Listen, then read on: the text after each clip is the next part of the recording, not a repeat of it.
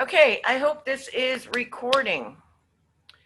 I don't know what the hell I'm doing. I wasn't planning on starting my YouTube channel like this, but I watched Grumpy Vegan Granddad's video the other day in reaction. Well, not so much his reaction, but Tom Gale Batten's reaction to with I'm Easy Vegan with George Martin, Aaron with George Martin, talking about intersectionality, which I thought was brilliant. I thought it was a brilliant conversation. I'm just going to put that out there right now. I even said so on their video. I really enjoyed it. I enjoy his content, and I think George Martin is really an incredible activist. I think he's very well spoken, and I have a lot of similar views with him. I've also had the pleasure to meet him in person and know that he's a really fucking nice guy. He's a really stand-up guy, and his outreach is incredible.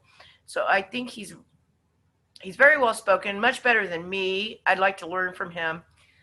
With that said, I had a lot of issues with some things were being said.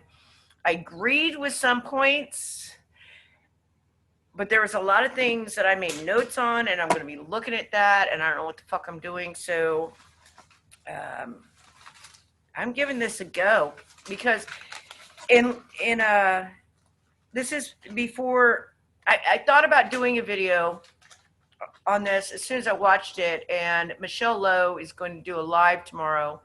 I don't know if I'll be able to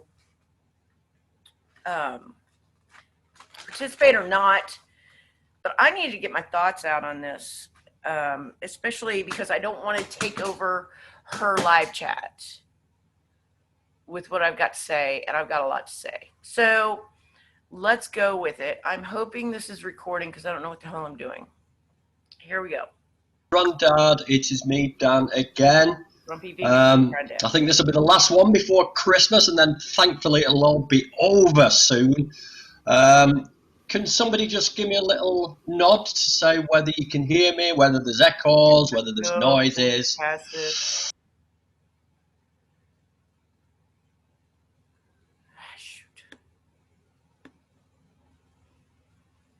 Catherine. To focus on animal rights, but how... maybe they didn't go that far. Okay. Introductions. Let's introduce ourselves. Of course, my name is Dan. If we go... now, I don't know what to do now because it's equality. So, do we go ladies first, or is that obsolete now? But we'll go ladies first. Catherine, if you want to introduce yourself. I'm Catherine. I have a YouTube channel under my name, so just Catherine Klein. And I talk about, it's a focus on animal rights, but how that is interconnected with environmentalism and human rights. And I've made a couple videos on the subject of intersectionality, so that's why I'm here.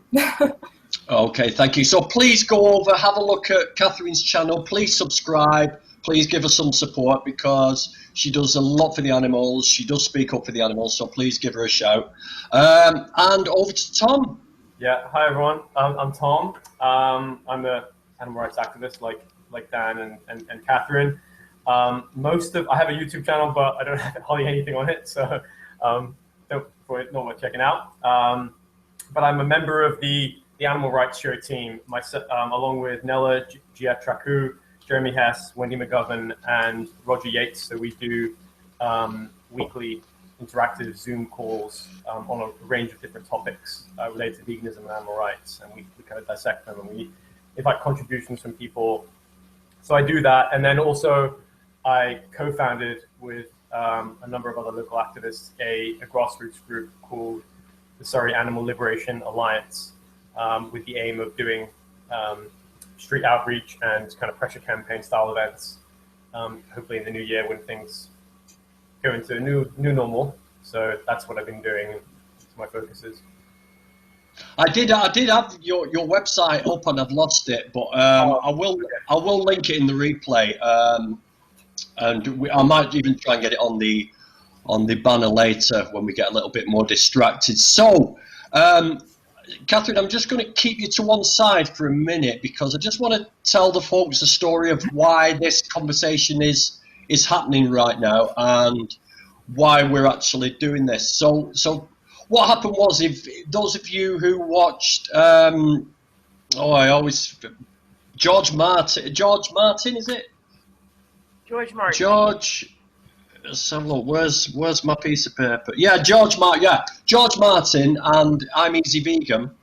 A little while ago, I actually come on and had a little put my views through, and Tom was actually on board with that at the moment, and he was sort of saw my views, and then after it finished, he decided to get in contact with me and try and explain a few things to me. So we ended up having a bit of a conversation, Tom. So can you just go through what we actually talked about, why you actually reached out to me? Yeah, sure. Well, so I saw that video with Aaron from I'm Easy Vegan and George Martin. They were having this discussion, and they were talking about intersectionality. And if I'm being honest, I felt that the discussion was quite superficial because they were talking about some of their experiences with individuals who they branded intersectionalists, quite a general kind of word that they were using, tossing around, and how they'd had sort of, I guess, ad hominem. All right, I just want to say something. I might have needed to save this comment for later. What they said as intersectionality is not, it's not their definition. It's basically what intersectionalists or people who call themselves intersectionalists now are pushing on us. And later on, Catherine does go into a little bit about what the meaning of intersectionality really is, but I think she actually gets it wrong. I'll go into that. But this isn't them branding these people intersectionalists. This is people calling themselves intersectionalists, the way they're behaving. Type attacks from people online, and they talk about sort of toxic behavior on social media, and it wasn't really like a proper, I didn't feel it was a good analysis of what intersectionality is and where it sits in our movement. So, but when you came on the call, you were talking about how you were anti-racist, and you were talking about how, you know, people of color, you cited a study how people of color are more on board. It shows that people of color are more on board, are going vegan at quicker rates than other human groups.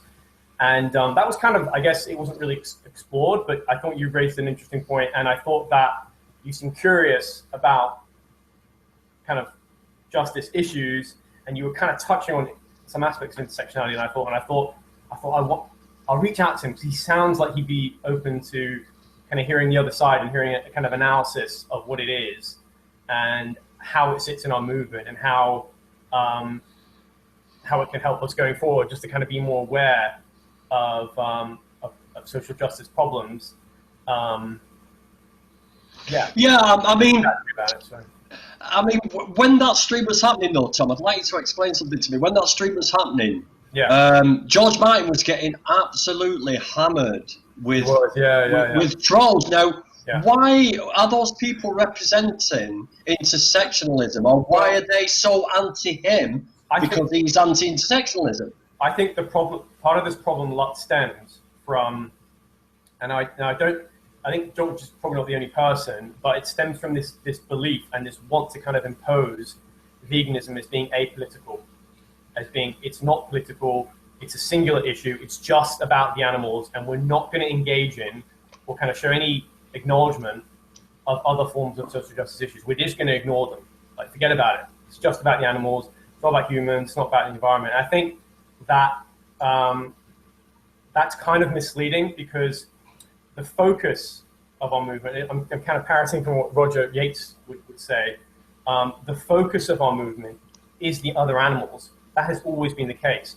But the scope is wider. The scope is human rights, environmental issues. It's a kind of broader pro-rights view. And that touches to what Catherine was saying earlier about, you know, it being anti-oppression. We are against the oppression of other beings.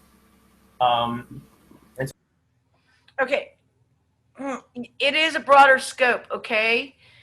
And Roger Yates brings this up as well. And you know, I can agree with Roger on some things, but he irks me a lot because he keeps bringing this up and the grand scheme of things. And the people who started the vegan society like had a broader vision. Perhaps they did. But that broader vision was supposed to be based in animal, non-human animal rights to bring about animal rights. I mean, to bring about a better world for all of us is what I was trying to say. True me. All right. I have so many freaking notes on this.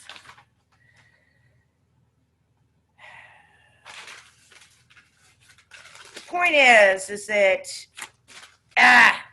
my notes. I have to edit this. Nobody's gonna watch this.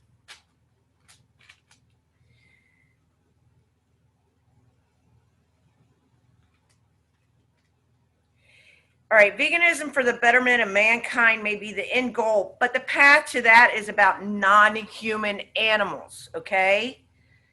That might be our end goal, but it's the path to that. The vegan society knows that was about non-human animals first because it is the first form of oppression that we learn. It also is like the first step to learning the true altruism because we aren't focusing on the benefit to ourselves. How are you going to learn about true altruism, which is what the end goal is, if we're still focusing on human issues? The first step is non-human issues, altruism. And so by its very nature, I think it is political. I mean, you can talk about political, you can talk about values, but it's a value-driven ideology. And it is politically, I suppose, disrupted in that sense.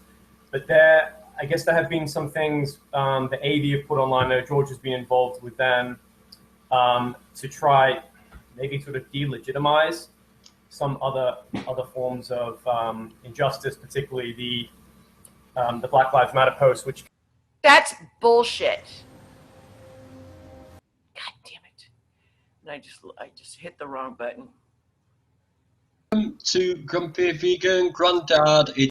Sorry. He's anti-intersectionalism. I think part of this problem stems from, and I think George is probably not the only person, but it stems from this belief and this want to kind of impose veganism as being apolitical, as being it's not political, it's a singular issue, it's just about the animals, and we're not going to engage in or kind of show any acknowledgement of other forms of social justice issues. We're just going to ignore them. Like, forget about it. It's just about the animals. It's not about humans. It's not about the environment. I think that that's kind of misleading because the focus of our movement, I'm kind of parroting from what Roger Yates would say, the focus of our movement is the other animals. That has always been the case.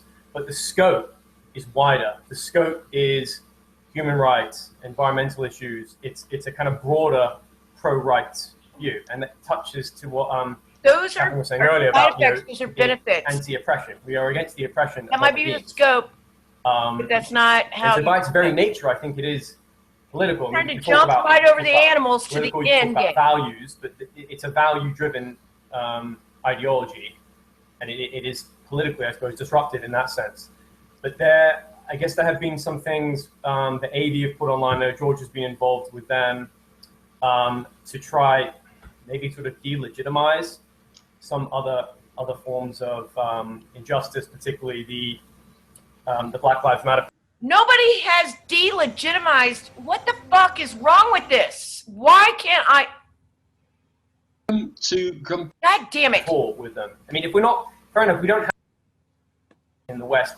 In the context of that, it's misleading because the focus of our movement, I'm kind of parroting from what Roger Yates would say, the focus of our movement is the other animals. That has always been the case.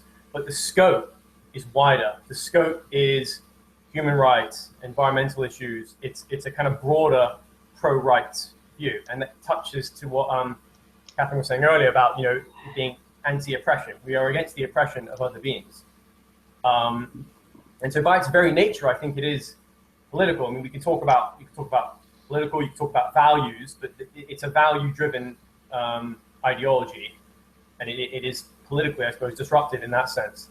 But I guess there have been some things that AV have put online. I know George has been involved with them to try maybe sort of delegitimize some other forms of injustice, particularly the Black Lives Matter post, which.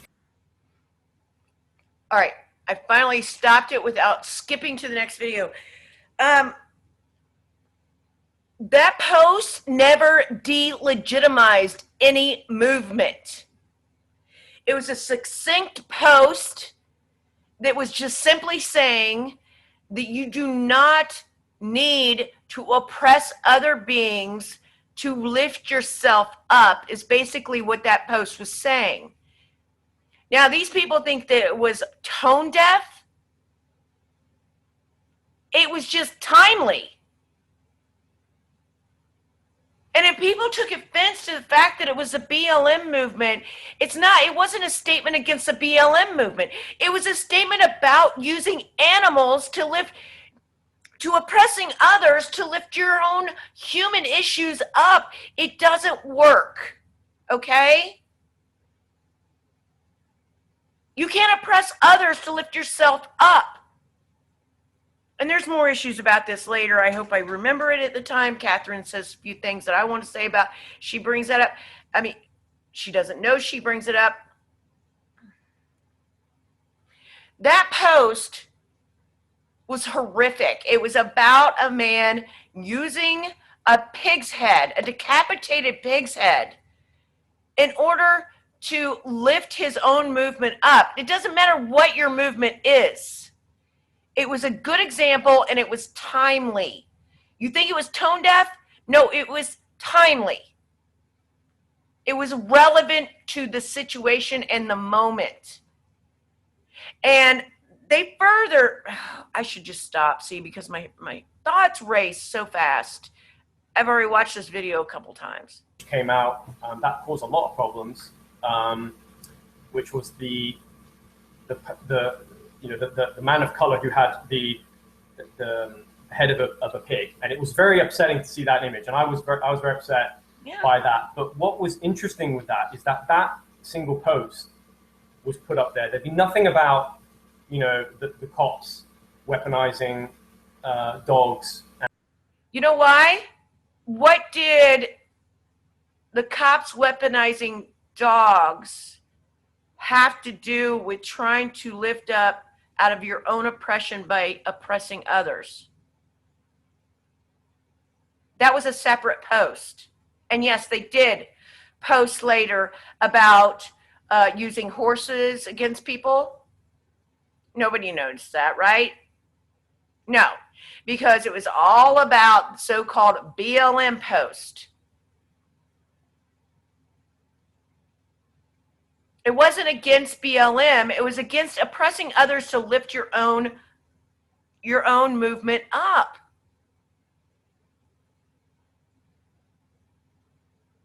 And horses against activists, against the BLM activists. But time had been considered to kind of find this post of this man and say, I think the line was... You don't split screen that, okay? How do you split screen that? How do you split screen like oppressing others to lift yourself out of oppression? How do you split that screen that with cops using horses to oppress you?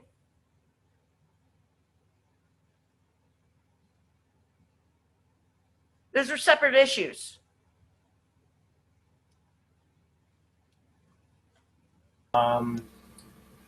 It's hypocritical to care about the rights of one group of individuals, but violate the rights of the others. Now, logically, that is true. That is true.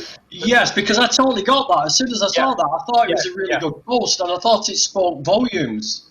But the problem with that is that it's if you look at the context of it and things, individual like AV saying that veganism isn't political, that certain people in AV, maybe George including this, don't believe that there is any form of systemic racism in the West. In the context of that. All right. There is so much shit about AV, and this is why I wanted to make my own video. Because there's so much shit said about AV in this. People always shit talk AV. And I am an organizer, a regional organizer for AV, but I am not doing this video as a person from AV. I am doing this video as a person with experience from AV.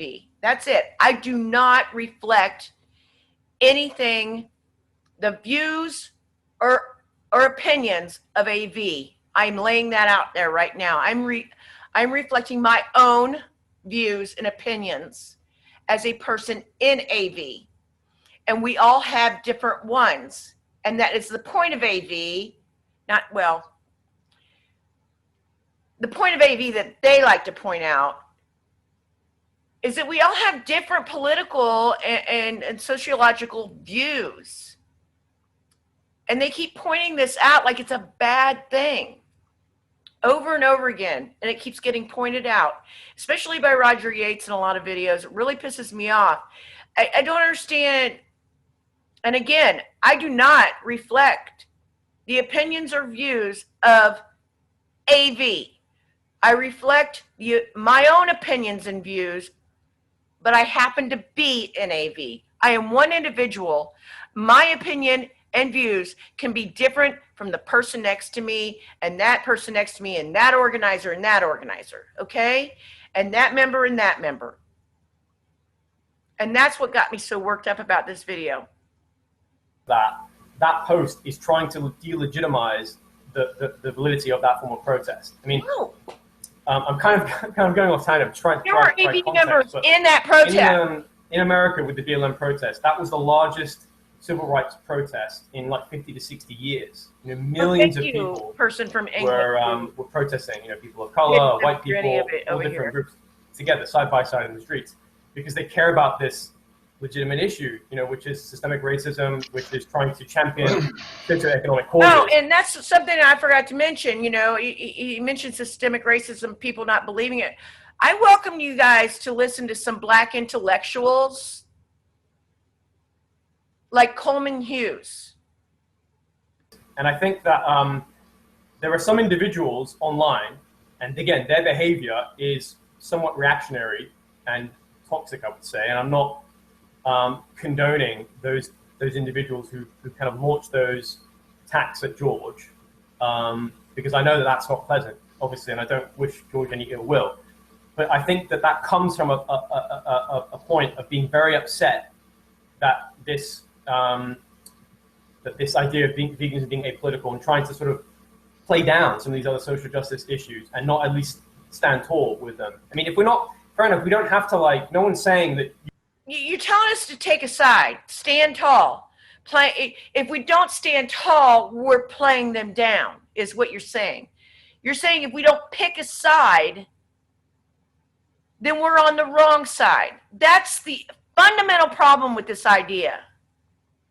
You should champion all these other causes, but at the very least, we should acknowledge and show respect. Yeah, I was very upset. We should acknowledge and show respect. By acknowledging and showing respect, you're picking a side. All we want to do is acknowledge and show respect to the animals.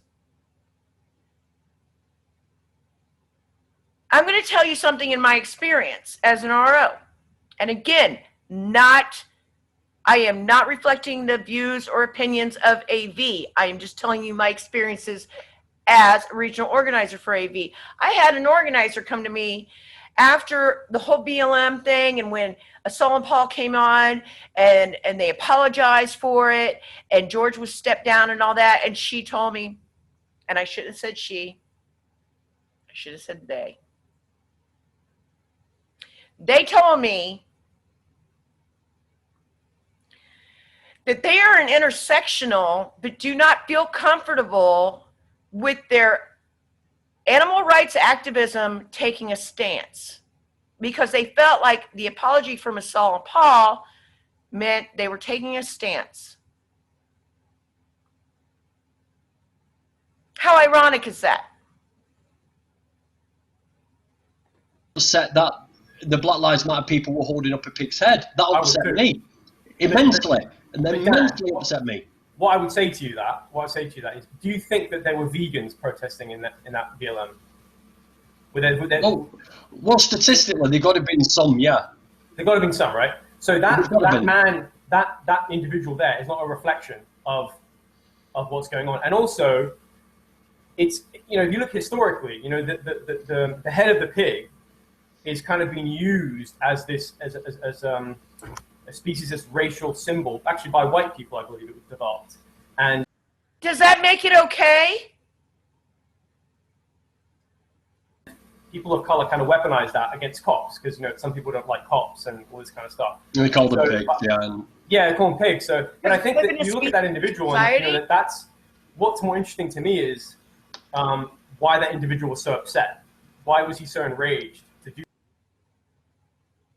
That's nice for you. You were more worried about why that individual was upset. That's not what the post was about. The post was about you cannot oppress others to lift your own oppression up. Do that. It's not just trying to, obviously, I'm not saying that everyone should go and stand next to that person. We should challenge that person if you're there. But it's kind of to put it in a context. That just because he's doing that doesn't delegitimize all the other BLM protesters. That's what I'm saying. Nobody delegitimized the BLM protest by doing that. It was a powerful statement, and it was timely. Saying, Okay, well, I'll tell you what. Let's leave that there for now. We'll come back to this, but let's bring Catherine in.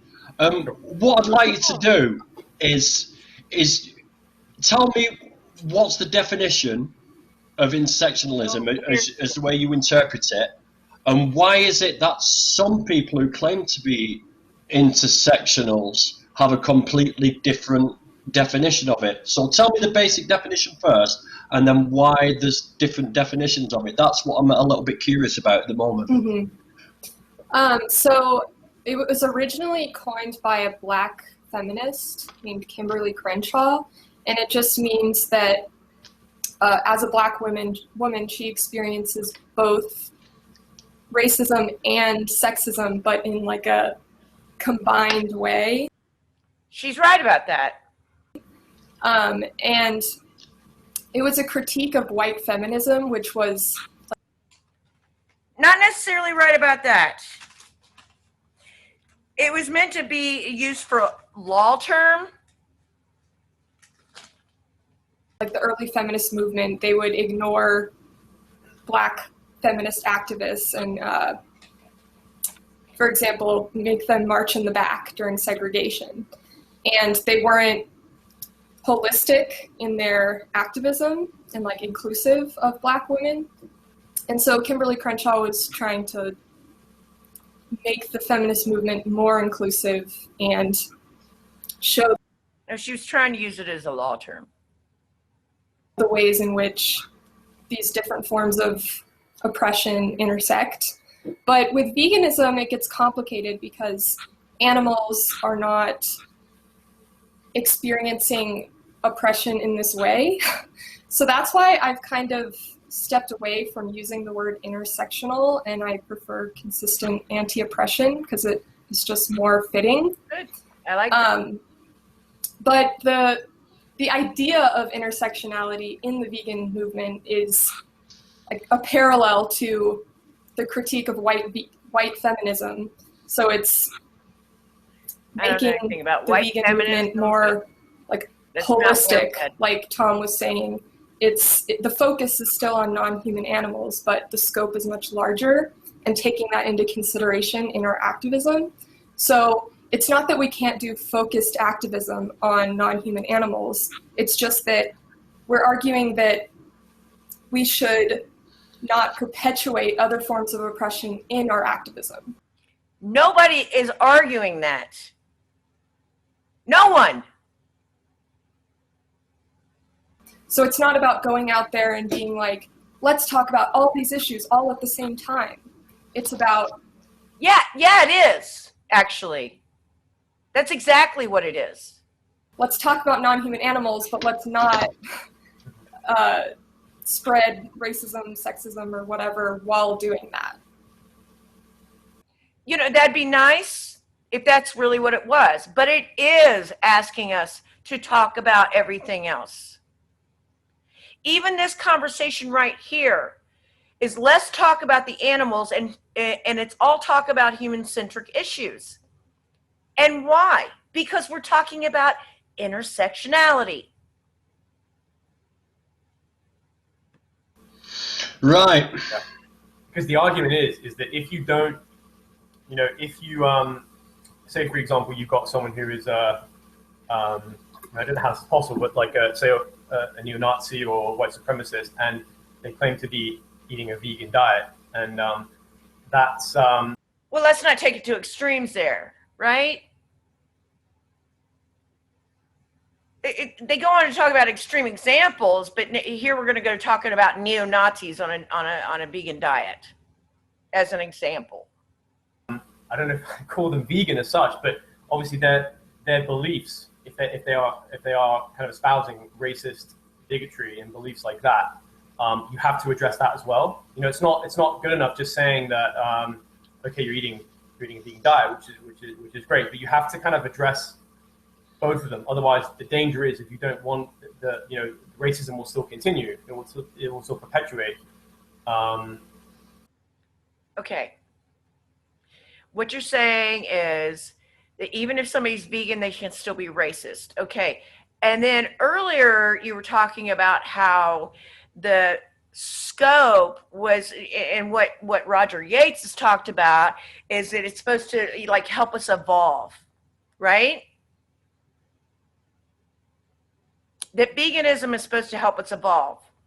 What you're trying to do here is you're trying to skip over the animals and go straight to the evolution. Why don't we focus on the veganism first and the animals and work towards evolving our spirituality, our mindset, our consciousness. That's supposed to be the first step, is the veganism. Let's just get that down pat first.